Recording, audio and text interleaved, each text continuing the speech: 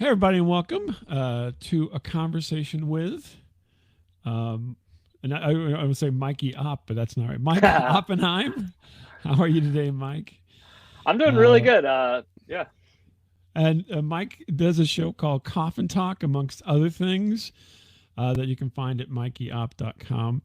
But I met him through Coffin Talk, and we had a discussion on there, which was really quite interesting.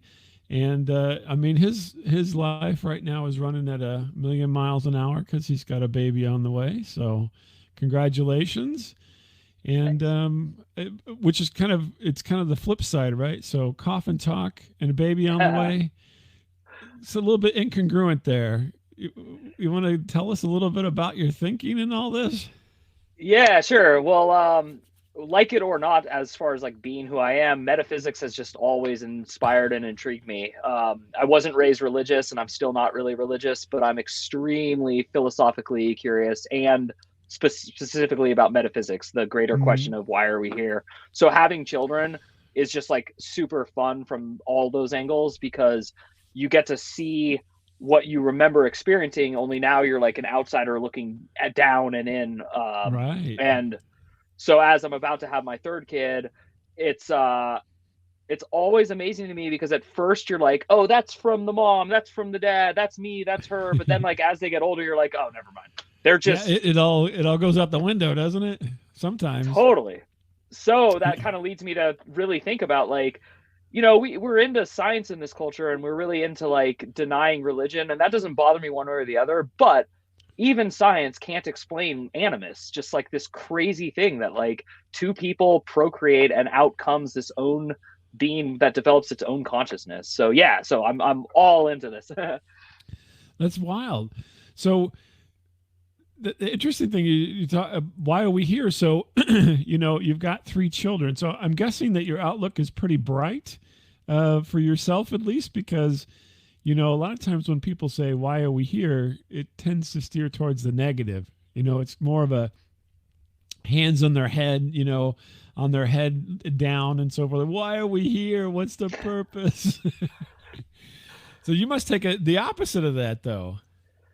Definitely, and I think it's also because there's probably three contributing factors that chronologically developed me differently. One is my parents are kind of absurdly like weird people who raised me near Berkeley, California, and they didn't raise me with religion, but they did raise me with spirituality. So they were very Mm-hmm. into meditation. So they taught me to meditate when I was like 8. So I always felt like a weirdo at school because like I was the kid who like meditated and his parents meditated, and then now flash forward, I'm 42, so like 30, 35 years later, meditation's like in every pop-up ad on the internet, and like it's all anyone talks about. So It's I the feel like, end thing. Yeah, it's in to yeah, yeah. meditate. So that's the Yeah, first that's correlation. interesting. So, would you say having that kind of a childhood and kind of essentially starting out, because I think of meditation as kind of a uh, kind of a self help, not really self help. I don't want to say self help in a negative sense, but I mean, you're concerned about yourself and you're trying to help yourself do uh, soothe any kind of problems that you may have, and meditation helps you relax and calms all the anxiety of the world, I would say. So starting with that, because most people don't, I would say, at least not in the age group, right? Uh, I guess that helped you. Then this has been great for you. You've got Yeah. through all these anxious times with this, right? Yes and no, because like most adolescents, I quit from like 13 to about 20. So I Oh, was like, screw this healthy thing that my parents do. So that was a lot of anxiety years, 13 to 20, as I'm sure you recall slash can imagine. So but actually the reason I started again was when September 11th happened. I called my mom in oh, like just total disarray. I was 20 years old, and I was like, "Hey, mom, I've kind of felt like since I was a teenager and I learned about American foreign policy that this was a long time coming, and I feel really guilty because I feel not any allegiance or alliance with the people who attacked us, but I understood their pathology, and that mhm. already made me feel like such an outsider. because I didn't hear anyone around me talking about that. So I called her feeling guilty, and she said, "Why don't you just meditate and see where your thoughts land?" And I was Mm-hmm. dumbfounded by the advice. It like never had occurred to me. So I started meditating again that day, September 11th, 2001, and I have never missed one. I've meditated every day, twice a day for 20 something years now. So on the 9/11 date, so what time would you say, where in the events would you say that this all occurred for you? Actually, yeah, I think I might be conflating the 11th with the 12th because it's like a, I was Oh, okay. studying, I was in college at the University of Pittsburgh, and I don't know if you recall, but like one of the four planes crashed in a place Mm-hmm. called Somerset, Pennsylvania, Right. and Yeah. Oh, I'm familiar. everyone in Pittsburgh was like, they were trying to attack us. The internet was invented here, which is true, but Yeah. no, not at all. They were not. That was not at all what happened. But it's still like, so my brother lived in Manhattan and worked near the World Trade Center. So my Mm-hmm. mom, I remember her being like, "My two babies are under attack." Like, Right. it's like, Oh so where my. was I amidst all that? Yeah, it was interesting. And again, like, especially now when I hear like about, air quotes, Gen Z people saying they understand Osama bin Laden, I just want to make it damn clear a second time. I wasn't in any way on that track. What I was, though, was like, I always felt guilty about being an American in such an affluent era, and I Mm-hmm. don't feel guilty anymore. I feel differently, but I wouldn't use the word guilt. But Yeah. and so meditation is actually a great way to deal with the thoughts and feelings you have, because at least the version I do, you're not allowed to like block or encourage thoughts. You're just forced to like be aware. And so in Mm-hmm. that awareness, you get comfortable with thoughts that don't feel like they're your own. And then the more you do it, you start to see all thoughts as not really your own. Mm-hmm. That's And interesting. yeah. So then, do Um, you believe in kind of the zeitgeist of things, that we're all connected out in the ether, and essentially we all share thoughts as people? It's just some can tap into it better than others. yeah, and I don't even know if better would be the word I'd use. Not that I wouldn't use that. I just don't know if I would go that step like Mm-hmm. far. I do believe in, as Carl Jung called it, like the universal consciousness. And I also think Mm-hmm. like you're a fellow entertainer. You know that ideas aren't really original. It's just first to market. Like every Right. yeah, That's great. like Yeah. First to uh market. That's great. yeah, like I love Dave Chappelle, and I love Richard Pryor, and I love modern comedians, but I feel like all of them know deep down that like the premise isn't really anyone's, and so that's why joke Mm. telling is so fun and interesting. Yeah. That's funny though, because you do see, well, for instance, you see the trends. So you just mentioned a trend. So meditation is kind of at the forefront now, where when you were younger, it was kind of hooey, oh, meditation. And that's the way everybody treated it. And then now that it's come to the forefront, then people are taking it more seriously. And they can, and there's obviously benefits, right? It's not just, you're taking a nap or something. It's you actually are processing, right? Which everybody does all day. It's just a lot of times you don't aren't aware, right? So you're constantly Yeah, processing these feelings, these thoughts, these interactions, and so forth in the background, right? And if you take some time, meditate, then you're bringing that to the foreground, and you can kind of do a better job, I think, uh, at processing all that, and so then you don't feel to be, for lack of a better term, so bad. I mean, a lot of people feel hmm really bad at the end of a day because they never take time to really process what happened during that day, I think. So that's interesting. So twice a day, you meditate twice a day. And do you have what are the parameters? Like, is there certain things that have to be just right for you? Or is it, you could be on the bus and do it? no, yeah. My favorite place to meditate is on airplanes, and my favorite memory of an awesome meditation was actually in the backseat of my friends' cars. They were all smoking weed on the way to a Radiohead concert, and I was like, "Hey guys, I gotta meditate before I can hit that." And they're Hmm. like, "What?" And I used to be so embarrassed about it. And one day I was just like, "I can't be embarrassed because I'm never gonna be able to do it." So I Hmm. just closed my eyes and I meditated. And I remember like some minutes in, I would never know because I wasn't looking at a clock, but at some point in that 20-minute period of meditation, I zoomed off into where you always transcend into, which is just like ultimate consciousness, bliss, joy. Like there's really no way to like describe it, but it's a euphoria without memory of euphoria. Like it's a very Hmm. distinct and awesome feeling, but it's not the goal of meditation to get that feeling. That feeling is more of like a side effect, and it's Hmm. not always. I have many friends who meditate and they don't always hit it. I hit it like pretty much every meditation now, but that's also because I've been doing it for so many years, I think, you know? Right. Well, and yeah, practice, right? Practice, practice. Yeah, it is a practice driven thing because you have to get used to the frustration of like, no matter what, the first minute of meditation for me is always a just shut up and sit still and don't Mhm. think. Like, don't think about all the things you have to do later today because you know that'll just delay like the transcendence if that makes Mhm. sense. So Um, that, yeah, I was going to ask you, is there like, do you have a mantra or anything to get you into that space to where, I think, well, for myself, even for a lot of people, maybe you would, go through, well, what I got to get done, what's still left in the day, or you'd start, uh, going into areas like just perseverating on things, right? Because whenever they say quiet the mind, but the unfortunate thing is the mind doesn't really want to be quiet. That's the whole yeah. job of the mind, is not to be quiet, right? And so how do you get your mind to be quiet?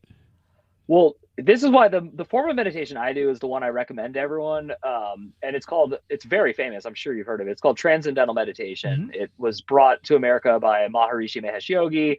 The Beatles practiced it most famously, but also like Jerry Seinfeld swears by it. David Lynch does it. Like, I David mean, Lynch, yeah. yeah, if you're into the movement, which I'm actually not at all, there are like celebrities and heroes, just kind of like Scientology, except I think without Andy like the. Kaufman was in that too, as Yes, he well. was Yeah. super into it. Hmm. Many comedians actually are into it, and I'm, like, comedy's my favorite thing in the world. So but I will say this: the reason I recommend it to people, despite many things I could go off on as far as the organization and stuff, is that it is called effortless meditation, and the whole point of it is that no matter what, you can't screw up. There's a mantra, but all the entire instructions is every time you realize you're not saying the mantra, start to say the mantra again, and that's it. That's the only instruction.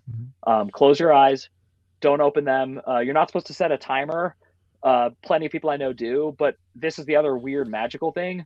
Very often I'll close my eyes and then I'll just get a feeling to peek at the clock and it's been exactly 20 minutes. I will Oh, never really? understand that. Yeah, it's blows my That's mind. And then I do interesting. 40 in the morning now. Like when I was in my early 30s, I started doing 40 in the morning and 20 in the afternoon just because I Hmm. wanted to up it. And also because if I miss an afternoon, then I still did my 40, if that makes sense. Like I banked, Yeah. I started, yeah. So, and So do you? by the way, yeah, sorry, go Oh, ahead. go ahead. No, go ahead. I'm sorry, I didn't mean to cut you off. Oh, the mantra, like the reason transcendental meditation charges money and like what they say is special is that they say the mantra is really special. I've experimented by just saying like a random word instead of my mantra, and I've still transcended, but I have a funny feeling that that's because like once you get used to something, you can just do it. So I never tell Hmm. people do or do not like seek out that specific version, but I do recommend to anyone who's interested in meditation that there's a million different flavors. It's like Baskin Robbins, but effortless is probably the way to go if you have an active mind, which is what we were discussing prior. So So was this the same as what you're whenever you were younger with your folks? Is that yeah. is that exactly the same? Okay, so it's carried on through the, because yeah, I know that there is a certain connotation in the media and so forth with this, and even with David Lynch, and I'm you know, it- to me it's almost, I always think, people talk about religion. Religion is just another form of commercialization to me. Um, you just, instead of saying it's commercial, you say it's religion, but the realities are that they're essentially doing the same stuff. They're branding things. They're they're holding things. They're trying to get you to do to spend your money in a certain way. Um, and so yeah, to me it's kind of the same. And so I think in the press and so forth, you've got kind of some negative connotations that have come out over the years. I think David Lynch was involved in some of that a while back, with TMI and so forth.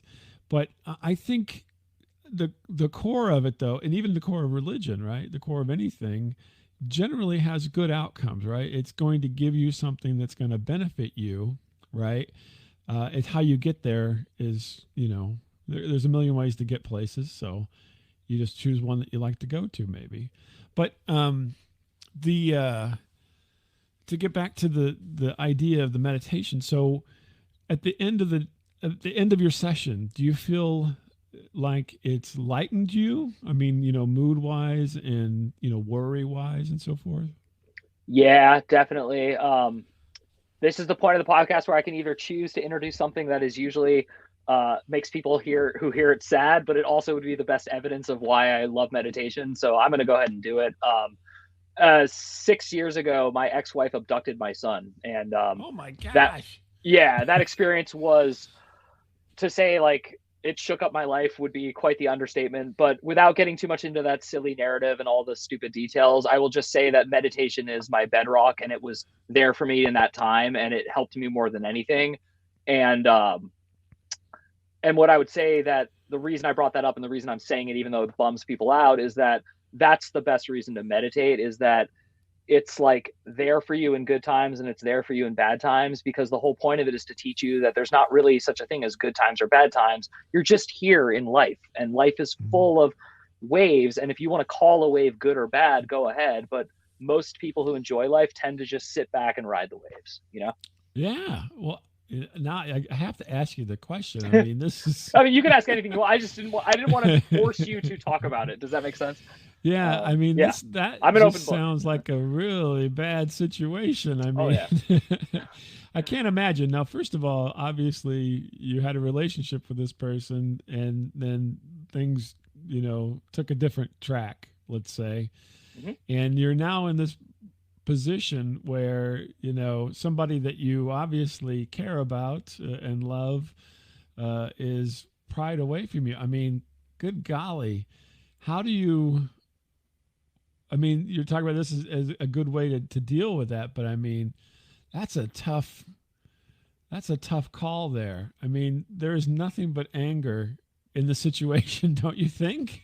Oh, I mean, it was the biggest wake up call of my life, because it taught me that I had anger. Like it like taught me a lot about myself, and then I had a really come to not Jesus moment, because I don't like believe in Right. Jesus, but I had a come to me moment where I really had to decide, am I going to go on the path of revenge, or am I going to walk the path of peace and wait for my son to recognize that I'm a peaceful man and that I didn't Mhm. deserve this, nor did I condone it, but I didn't make his life hell, because I know where they live, I know where he is, and they're protected by a lot of wealth and the government of the country they're in.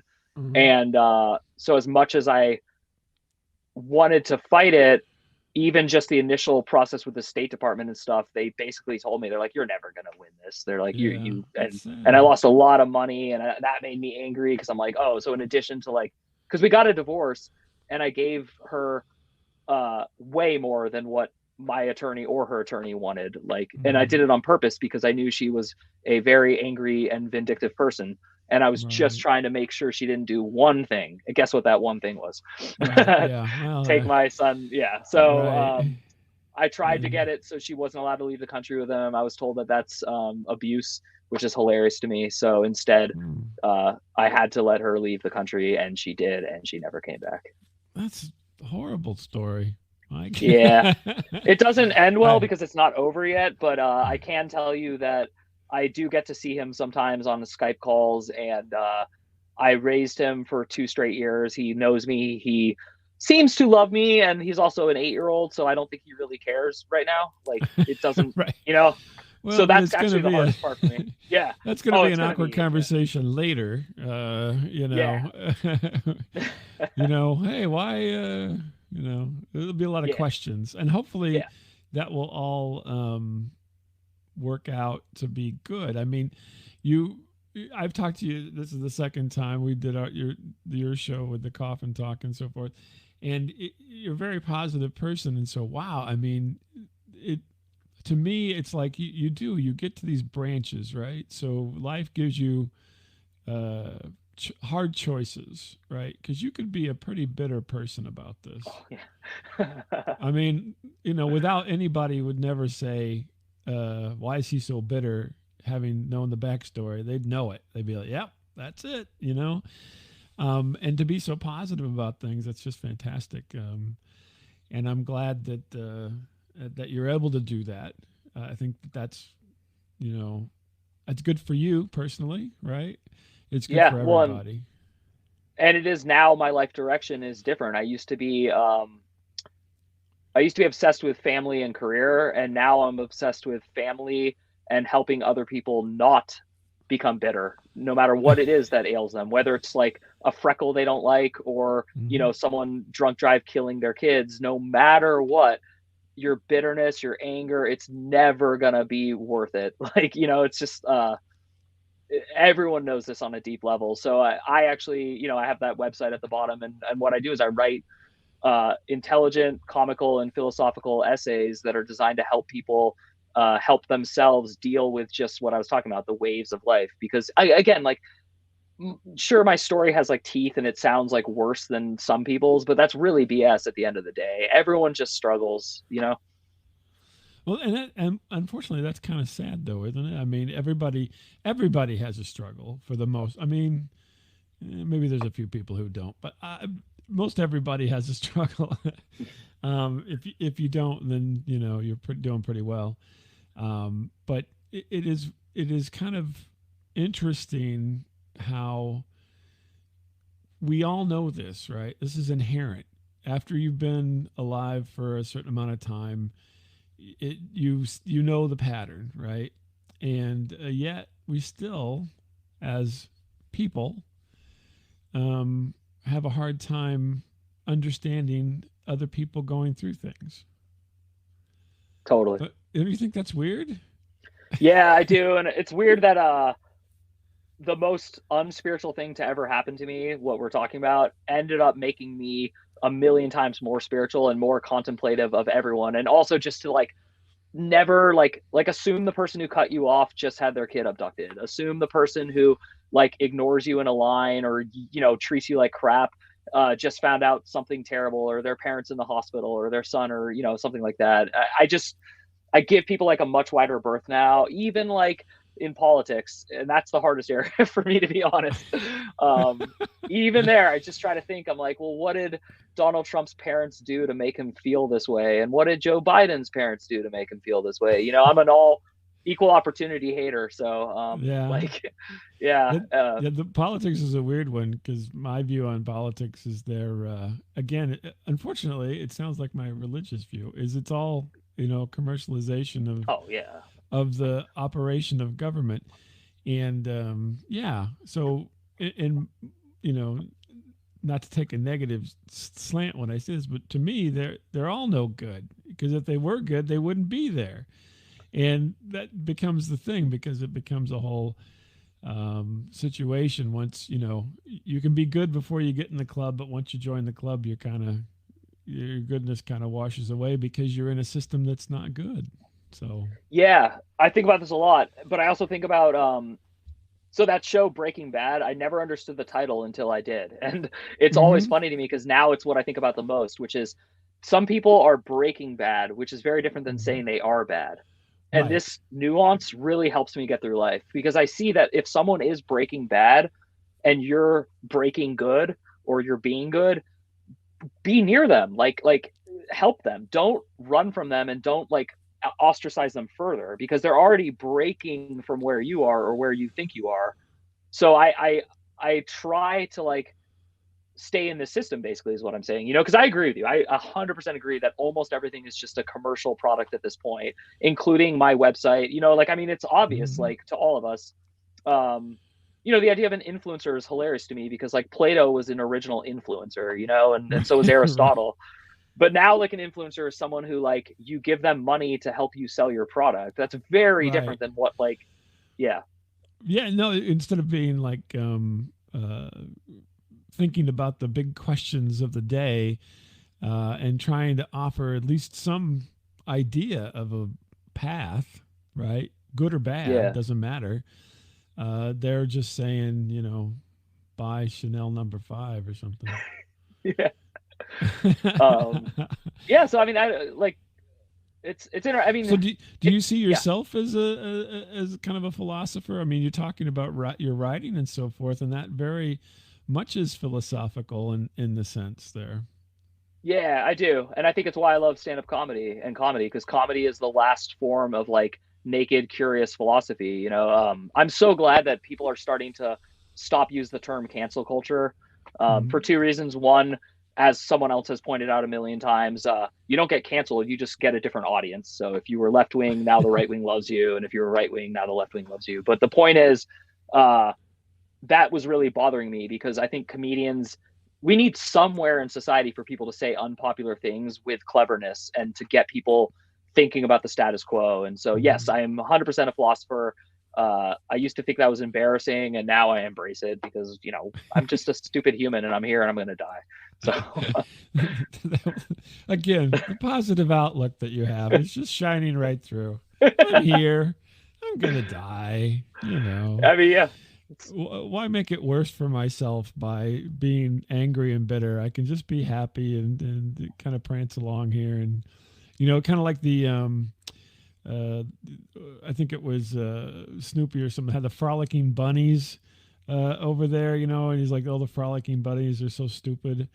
And then in the end, the frolicking bunnies were the thing that he wanted to do the most because it was so fun to do. Right? It's kind of yeah. mindless in a way, but the that's interesting. So you did mention comedy and so forth, and so do you. You said stand-up comedy, so I'm guessing you do stand-up comedy. Are you doing gigs or what's your Oh, no, no, no, no, no, situation no. there? I I Or you did just an like to open mic. listen, or I love to. It's so funny because I've done every form of entertainment except stand-up comedy professionally, and the reason I've never stepped into it is I don't ever want to become competitive and cynical and like a part of it. I just want to always be a fan. So like, as much as I love comedy and as much as I have like decent public speaking skills, I'm not gonna fool myself into thinking that I could do it professionally. I mean, first of all, I hate staying up late. I can't stand it. So right there, that's I'd a be the huge best mark. stand-up if I could only make it past Yeah. 9 o'clock. I mean, I was saying this in my 20s, just so people who think I'm old for saying this. In my 20s, I was like, why don't concerts start at 3? Like, why are we all doing this to ourselves? Everyone should be at home in bed before it's super dark out. There's less drunk drivers. Like, why are, so Right. yeah. But, That's funny. Do you no, I think just love comedy. That's all. do you think that you're kind of less than standard upbringing is part of this, or do you think that it is just ingrained in you as for yourself? It's funny. These This goes back to ideas. this goes back to the having children thing. Watching my children has convinced me that I am just the weirdo I am, and I'm like a flower before you can see its petals. You couldn't see it coming, but now in reverse, it's so obvious that I bloomed the way I did. Like, there's just a curiosity inside me, a huge sense of compassion, and then also I can't stop like participating. Like, there's just this like thing in me that even though like there's so many soul crushing things out there, I know deep down that whether or not there's meaning to this, I want to stay here as long as possible and participate. Like, I love just being like conversations. Really, it's just that's my favorite thing. It's just talking to people. Oh, that's interesting. Can I add? So, I'm going to take a guess, and don't take this in any kind of negative. But so, No I'm way. guessing Mikey Opp is not paying all the bills. Do you have to do other things to pay the bills? Yeah, no offense taken whatsoever. Yeah, I Okay. do like a million things to make money, and so one of them is writing like on the Substack site. Another is selling novels that I've written. I have 5 or 6 published novels, Uh-huh. and then the other job that I've been doing for the last 10 years is I work in publishing as a book indexer. So I write the indexes in the back of books, Oh, which is really? yeah, That's it's super fun and fascinating. weird. Yeah, I totally fell into it. I was an ESL teacher for 10 years, and then I was a typical restaurant worker while I played in bands when I was young. But I love my Wow. career in book That's indexing. It's there's another yeah. weird observation here. So, uh, with kind of, I guess you would call it internet. we'll just call it internet entertainment. How would we just coin that term today if I it's not like already that. coined?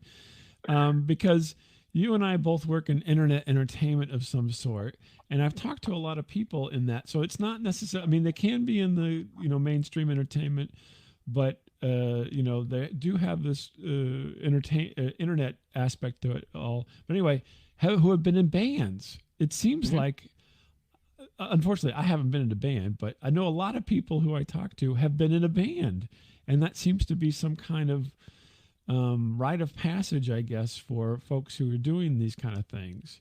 Would you agree with that, or what's your thought on that? I I haven't noticed it, so I would be lying if I said I'd noticed it. But now that you mention it, I can come up with ideas. But I can tell you that my story is like pretty. Uh, it's not that interesting. I just like from the earliest time I was a kid, before I spoke, I was singing, and I just love music more than anything. So for me, the reason I'm not still a performer is that and this is also why I'm reluctantly pulling back from fiction writing. Even is I really don't enjoy the pursuit of success in industries like entertainment. And it took Mm-hmm. me, I'm 42. I learned this at like 39. I finally started like actually accepting this, that even though I love entertainment and I love entertaining, I will never, ever be happy if I'm pursuing entertainment as a source of income. Mm-hmm. So I had to like pull the brakes. It was just ruining me. My mental health wasn't able to hold these two very opposite ideals in my mind. And so it goes back to what we've been talking about essentially the whole time, which is uh, the people who are gatekeeping, so to speak, because I kind of don't like that term, but it still sort of applies. They Yeah. seem to not be as interested in art and ingenuity as those of us like yourself who are artists and ingenuity driven Yeah, entertainers. well, So that yeah, it gets back to commercialization. So if it yeah, doesn't sell, they don't want to hear about it, and they yeah. don't want to even enter. The funny thing is, it's just like the Breaking Bad analogy that you did there, right? So you could even apply that to this idea of entertainment. So until you're breaking, let's say Breaking Bad was the good thing in the entertainment industry. Until you break bad, they don't even want to talk to you, right? Yeah, yeah. And once everybody else says, "Oh wow, that's something," and then it can generate money for them, then they're all in. Oh yeah, this is the best thing ever, right? And so it's kind of like false friends or anything like that. And that's the way it is. And I guess maybe that's why so many of those folks like yourself and other people I mentioned in bands and so forth kind of are drawn to this medium is because you don't there's the gatekeeper there's a gatekeeper, and that gatekeeper is basically paying for your internet connection. But that gatekeeper doesn't mind so much. They don't care what you're doing, and so therefore it's a very, very low bar compared to other things to access, right? And you can put stuff out there and you'll get audience, and it maybe not we're not going to be have people called Swifties following us or anything, but that's okay because we're able to create, right? It's Yeah, just and like, also oh, go ahead. I always think about too like how weird some of the stories are. Like there's an author I always admired, Frank McCourt, and he made it like super famous in his late 70s. And Mm-hmm. as a kid that perplexed me because I'm like, would that be worth it? And now that I'm like not a kid, I'm like, well, of course. Like why would you care when something happens, because you're always in the Right. middle. Like every day we wake up, we're just the protagonist in the middle of a story. Yeah. You know? So Well, I think I don't know about his story per se, but I can only imagine that by the time he became famous, it was kind of on his own terms because he probably was like, yeah, I'll do it or I won't do it, you know. And I yeah. think that's where a lot of us are. I mean, that's what you know. That's kind of how I pursue these things. It's like I'll either do it or I won't do it, and there's not really any push behind it or have to do something or anybody saying if you don't do this you'll be nobody, kid, you'll be nobody in this thing, we're gonna run you out of town. You just do what you want, and I think that's probably part of the attraction for people is to do that. Plus, there's not and you know this, there's nothing better if you can do both and, support yourself and do what you like, and then you have your family and you can be with them as well and have quality time together. There's nothing better than both. I can't imagine cashing that in for something else. You know, that would be Yeah. terrible. I mean, it sounds like it would be great, but I think I would be devastated if that were to have happened I mean, or look at happen. the evidence of like very few people who make it seem happier than those of us who air quotes haven't made it. And I mean, there's case studies that are outliers, but Elvis Presley, Marilyn Monroe, they were addicted to drugs. They were obsessed with like their image. Even Robin Williams, I've read his biography. His life sounds pretty tragic. Right. Yeah. It's and these people give so much to us. I don't know anything about Taylor Swift except what everyone knows, like her name's all over, but Right. she actually strikes me as someone who might make it, like as a happy person. I can't, say for sure, but I'm Well, rooting for people like you never her to know. set I a good thought Whitney example. Houston had it all together. Oh So my go gosh, that's a figure. great example. That's a really yeah. And so I think like people who I know a few people who are like somewhat famous, and they all say that the perks are awesome, but there's like a dark side to it that they wouldn't wish on anyone. And Mm, most of these people stopped before they got even higher because of that darkness. yeah. That's So interesting. yeah. So um, do you think that this is kind of a balance for you? So you're balancing all these things in your life. I mean, is that do you, I guess, think about that consciously? Yeah. And I've thought a lot about this. The only thing I would accept fame for would be helping to inspire a great revolution. And I don't mean like Mao or Lenin. I mean more like, we Gandhi is now a symbol for a peaceful conflict resolution, that kind of thing. Like if I could, like for example, with my son, if I could spearhead a movement that would teach people that, uh, okay, I'm going to make a political analogy, even though I hate to. Right now, there's a Hmm. huge fight on the internet and in modern society about like Palestine versus Israel. And I actually don't Right. have a dog in the fight. My dog in the fight is the dog that doesn't fight. And so it's like extra hard for me to watch this because all I care about is teaching people to not seek revenge, and that revenge Hmm. is just a cycle that begats more revenge. So what's the Right. point? Like if so my son is not with me, and it literally every day it pains me. I'm not going to lie. Like I'm not going to Hmm. pretend that I don't think about it, but the difference is the way I think about it has changed, which is um he's not mine and he's not hers. He's him and it's his Right. life. And so I'm still being a good father by not uh providing like trauma and stress into his life, as far as like having this dad who's sending royal police to his parents' house to investigate something, or like Hmm. lawyers. And I instead they're gonna say whatever they're saying to him. I have no idea. For all I know, they don't say anything negative, but Hmm. whatever they're telling him, I'm not, and I'm not like participating. And so that's what I would ask anyone listening is like, if you really think about it, take both sides. Don't take, again, this is one example, but like Palestine or Israel. How about like humans?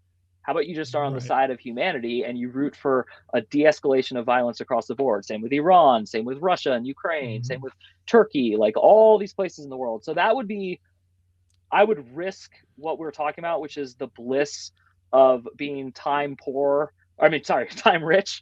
Like I do what I want. I make my own schedules. I have tons of time spent with my family. I don't have a private jet, but I also am not beholden to constantly flying around the country on a private jet to be places with people who aren't my family. Right. People you may or may not want to talk to. Yeah, yeah, Yeah, which yeah. exactly. That's interesting. So on the family side of things, so what do you you got into this a little bit on the philosophy of family, and I think you hit upon a point that I found interesting because it kind of jives with what I think. So because you talked about your son, even though he's not with you, he's not yours and he's not your ex-wife's, he's himself, right? Hmm. And that's interesting because I think a lot of people, I mean, not that they think of children as possessions necessarily, but they think of them as something to shape, right? Yeah. And I've always thought, no, they will emerge. Yeah, yeah. Right? I mean, they're I not mean, going to, you're totally, yeah. not, I mean, you may end up happenstancely, if that's even a word, by happenstance, uh, have some influence, but the reality is they're going to emerge and they're going to be their own person no matter what you do. Now, you can, beat your head against the wall and try to make them in your image or something, but the reality is that's just not going to happen. Yeah. What are your thoughts on that? First of all, I completely agree, and I think you stated it really eloquently. So I would only add to it, or I would only add support to it by saying that it's weird that we I remember when Mitt Romney was running for president in 2012, people tried to like say that he was responsible for his grandfather's actions. And I remember just like my jaw hitting the floor because I was like, Right. what an absurd argument. Like Mitt Romney's not qualified to be president because his grandfather was a polygamist who lived in Mexico. Like, what? And then other people were like, and his dad's one of the greatest governors of Michigan. And I'm like, both don't apply. Like your Right. parents and when I brought up maybe Trump and Biden had like parents who really sent them off kilter, I didn't mean that in a blame game way. I was saying that to like provide support for them. So yeah, I think it's weird that we in both directions we think we can control kids, and then we think that kids are responsible for their parents. They're not. We're not. You are morally and ethically responsible for whatever you're morally and ethically responsible because that's an internal system. Like unless you have religion's always hard for me because it's a faith-based movement. So you have faith that if you do what these people are telling you, you'll go somewhere good or you won't go somewhere bad. Mm-hmm. I prefer to like look at hell is when your mind won't stop upsetting you. And so whatever your ethical system is, it should always be balanced against what makes you feel guilt and shame and Mm-hmm. not what society tells you to feel guilty and shameful about, but like your own brain will do a good job of, you know, Mm-hmm. so yeah. So to me, like with my children, I don't want them to suck because I want them to be able to like go on airplanes and not get kicked off. And like, so I'm like trying my best to like herd them away from the gutters on the bowling alley lane, but I'm not Mm-hmm. convinced that I'm the one throwing them down the lane, nor that I can control the spin or anything. I can just run to the sides and try to make sure they don't go in the gutter. That's like, I think parenting. Yeah, no, that's interesting. I've always kind of taken the approach that, they're going to have a lot of influences in their lives, right? And so I want my influence to be as positive as I can make it, or even if I as I can stand to be. Uh, and so then that way, at least when they look back, they'll say, my dad wasn't a terrible person.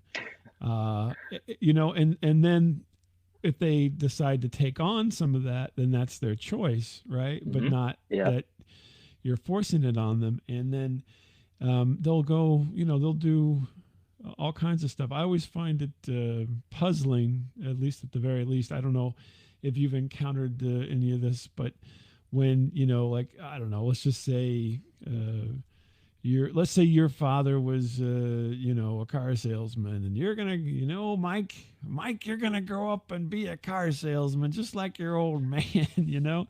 And I've always thought that's kind of it's very outdated nowadays, but it's kind of weird. I'm like, why in the world would you think that? Why would you think that would be good to keep pushing?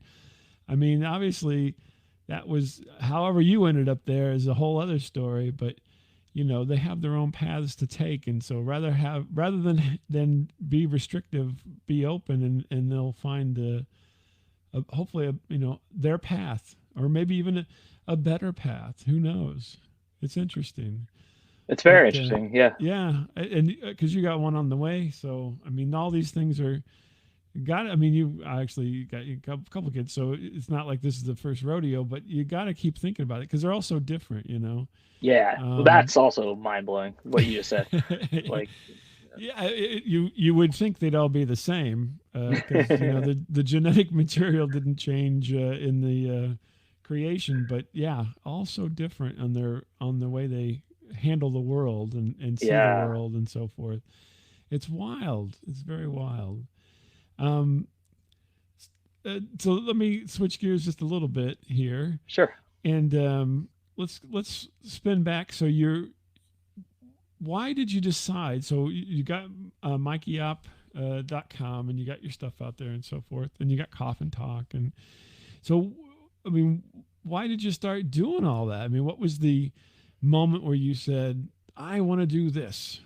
You know, was there some kind Um, of epiphany, or was it just gradual?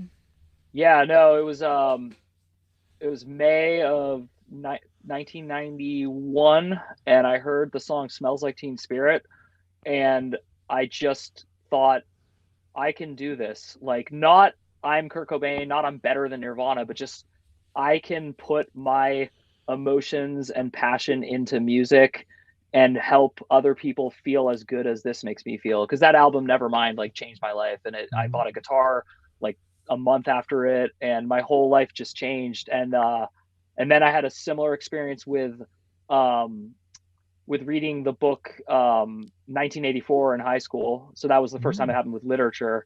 And then the first time it happened with film was when I saw the movie Clerks in the theater in like 1993 or 94.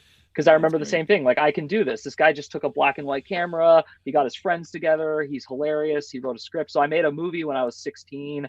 I made albums, and I just started. I love doing everything. I've made cartoons. I've made music videos. I write novels. I write nonfiction books. I just I have a passion to create, and then like we already talked about, I also had a passion for being recognized for it, and that was very unhealthy and unhelpful.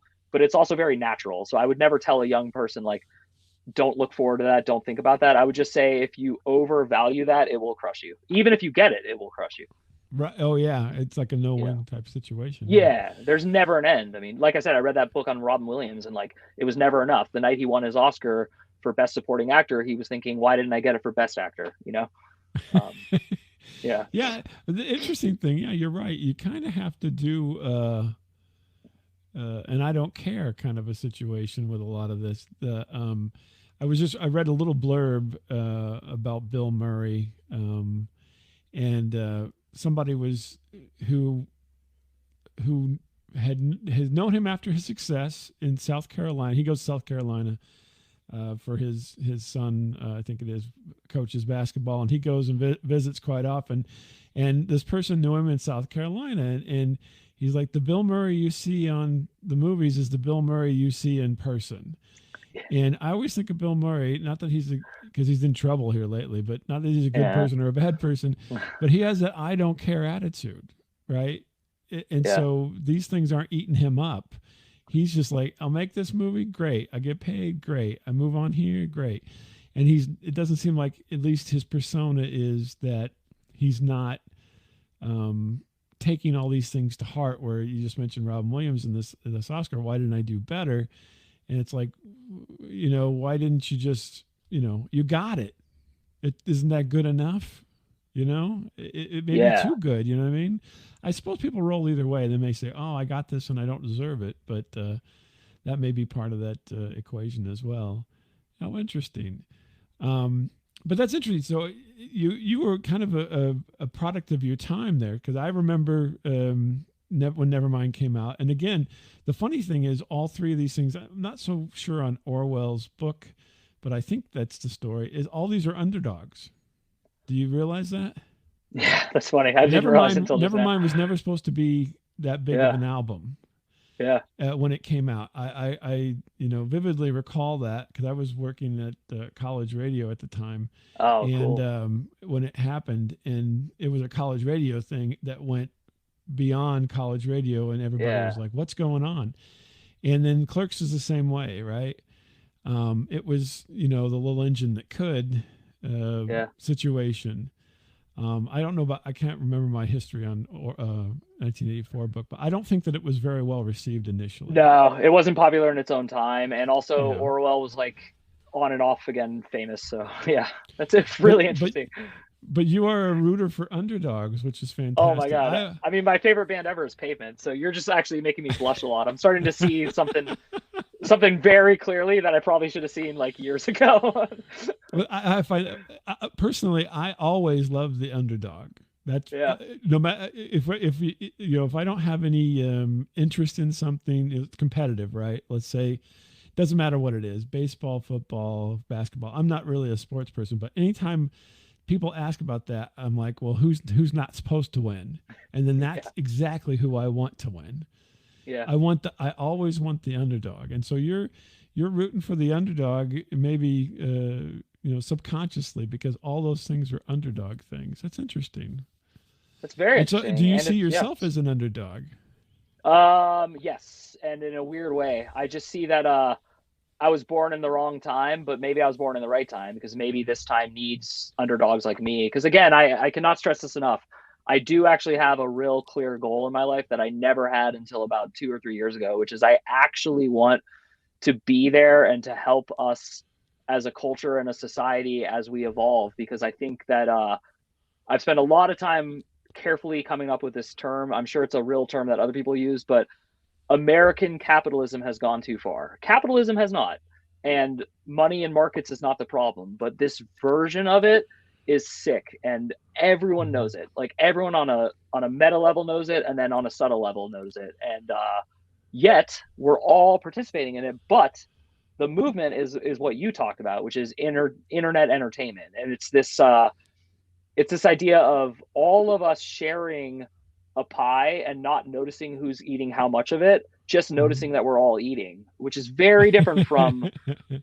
Yeah. So No, you're right. I mean, you're right. That's the goal. I think yeah. I mean that is a rabbit hole of the deepest proportions right I there. mean I that's, was yeah. No, and it's like, and I mean my dad and I like argue incessantly about this because it's not a generational thing, but it is like, at what point is enough? Like how many like quarters of continuous profit can a company really make without exploiting people? Like it's not that you can't make profits, it's that this impossible demand for more and more and more with finite resources is crazy. And so I think we're seeing the end of it right now. well I just hope it's a that's an interesting soft point. I would transition. say that we're going to get it. This is the where we turn into all kinds of trouble with people, but it's Yeah. toward the Yeah. end, so Yeah. you'll have to really look for it. You said finite resources. I think that at this point in time, I mean, obviously at this point in time, as opposed to any other time in history of the world, we have such control over our resources that they I mean everything has an end, right? So they all are finite, but don't uh we treat them as infinite still, right? Yeah. Yeah.